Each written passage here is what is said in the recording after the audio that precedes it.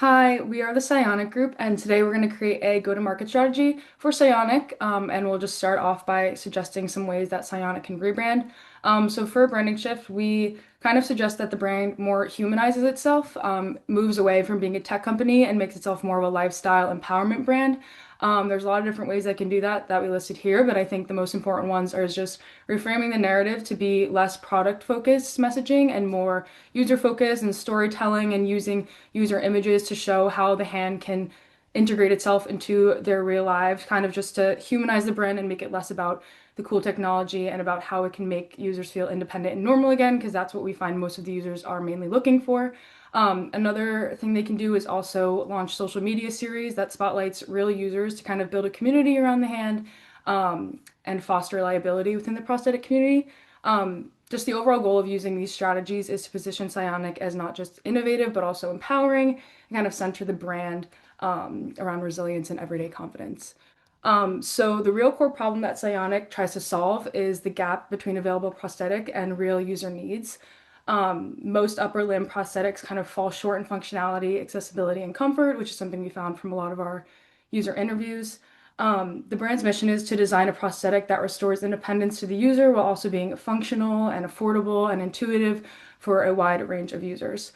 So some existing pain points that users struggle with is fine motor limitations that will hinder their everyday tasks, high costs with limited insurance coverages. There's a lack of personalization. Most devices out there are kind of one size fits all. And there's a lot of steep learning curves that make adoption sort of frustrating and slow for some people.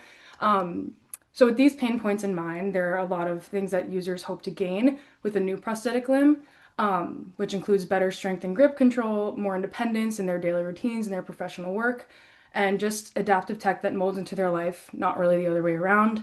Psyonic offers this and more. So our go-to-market strategy will display how the brand can kind of reposition themselves to show users everything they offer and that it can fix all the issues that they face with the existing um, market of prosthetic hands.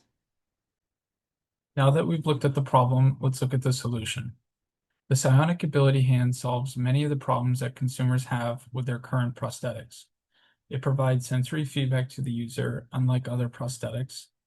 It's much faster than alternatives, including having a 0.2-second reaction speed. It's the first prosthetic to be completely waterproof. Each finger can handle blunt trauma without breaking. It weighs only 490 grams, which is not only less than other prosthetics, but it's lighter than a human hand. It's covered by some insurances, including Medicare, making it a cheaper option than some other high-tech prosthetics. And lastly, it's customizable to meet the needs of the user. So, as a part of our marketing mix, we're focusing on some product improvements that directly reflect the user feedback and real-world needs. We want to make the ability hand more accessible, more functional, and more personalized. A big one on this is modularity. It would be really cool if you could have like swappable tool attachments or fingertip packs tailored to professions, mechanics, bartender, firefighters, whatever job that the user would be doing, and allowing the hand to adapt to people's lives. Like a big comment we received was having the hand fit them rather than them fitting the hand. So this would be an interesting one to include. A big one that we also heard was affordability, creating a more affordable product. So tiered pricing, payment plans, partnerships with nonprofits, just increase access. And it would also be great if Psyonic could invest in a mobile app, an iPhone compatible app that allows users to customize grips, save movements and presets, monitor battery lives, view tutorials, fine-tune calibrations, and just empower users to take control of their own experience. So these upgrades will align product design with the real user needs and expand functionality and accessibility while deepening the emotional trust and usability within the user. Now let's look at marketing mix price. The current revenue model that Psyonic uses is to sell primarily to consumers in the United States. This can be affected by a couple of things. First, production. So how many prosthetics is Psyonic making? Two, insurance. So how much of a Psyonic prosthetic is insurance going to cover? And third, what customizable features is a consumer choosing to have on their prosthetic? Let's look at the cost-based approach. One prosthetic costs $1,800 to make at Psyonic and sells for $15,500, which is an 88% profit margin. Then let's look at the competition-based approach. A similar product at Brain Robotics sells for $14,000, and a similar one at Tasca Prosthetics sells for roughly $30,000. Then let's look at the customer value-based approach. After surveying, we found that consumers would rather pay around $10,000. After weighing each of these approaches, we found the overall indication of price to be $16,900. Now, what recommendations do we have for improvement? Psyonic should boost production. Right now, they're only making 1,000 prosthetics each year. They should also expand their market. They can sell to more than just Americans. And lastly, they should increase their price.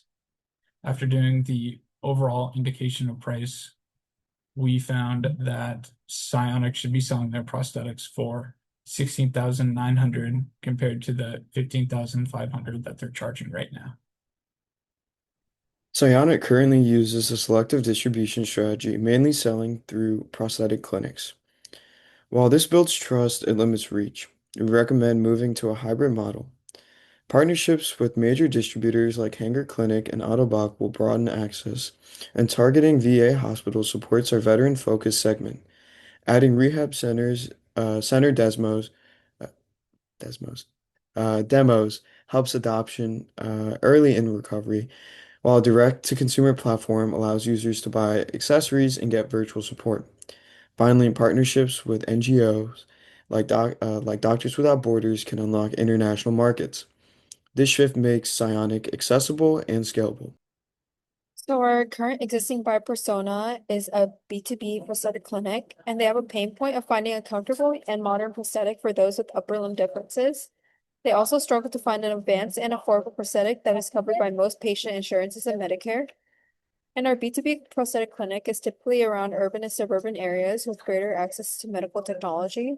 And this is because Psyonic is more advanced than standard prosthetics, and they are motivated to retain long-term happy patients while valuing comfortability, advanced technology, and credibility.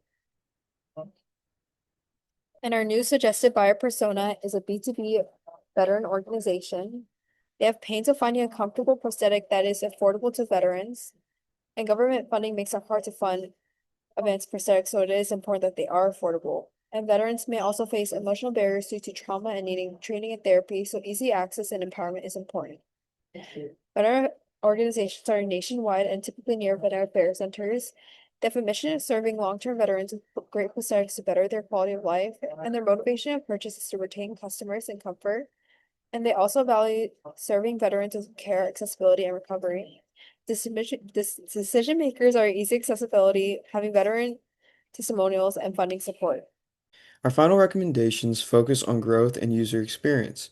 Simplifying onboarding with app tutorials and in-clinic kits reduces friction for new users. Loyalty programs and upgrade bundles can keep users engaged while creating recurring revenue. Building clinical credibility through research and advisory boards strengthen trust with prosthetists. To expand reach, Psyonic should leverage user stories across social platforms, showing real-life impact. Finally, modular kits and tiered pricing models allow global expansion and new revenue streams. These, these steps position Psyonic as both innovative and accessible. Thank you for watching our presentation.